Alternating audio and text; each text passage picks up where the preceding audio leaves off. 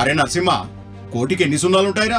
అబో చాలా ఉంటాయి. ఎక్కువ అవినీతి జరిగిన రాష్ట్రాలలో మన తెలంగాణనే ముందున్నదంట. తెలంగాణని ముందుకు తీసుకుపోతానని పెద్దసారి చెప్పిండుగా, అందుకే అవినీతిలో ముందుకు తీసుకుపోయిండు. మన పైసల్ని 1,00,000 కోట్లు సిగ్గు లేకుండా బుక్కిర్రట. ఎవరాపాలే? మనమే ఆపాలే. అవినీతిని పీకి పడేసే మోడీకి ఓటేయాలే, బీజేపీని గెలిపించాలి. బీజేపీ జెండా సకల జనులకు అండా.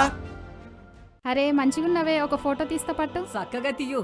నేను సచ్చినాక మీ అయ్యా సొంతం ఇంట్లో పెట్టుకోనికొస్తది. ఏమైందవ్వా, లొల్లు పెడుతున్నావా? ఇల్లు కడతా, బిడ్డ పెళ్లి చేస్తా అన్నాడు. ఇల్లు లేదు, పెళ్లి లేదు. ఏం డబుల్ బెడ్రూమ్ రాలే? నేను సచ్చినాక అత్తదా? 10 ఏండ్లాయే. ఆగం కాగు. దేశం మొత్తంలో 9 ఏళ్లలో 4 కోట్ల ఇల్లు కట్టించిండు మోదీ. మన ఇల్లు కూడా ఆయనే కట్టిస్తాడు. ఎట్లా?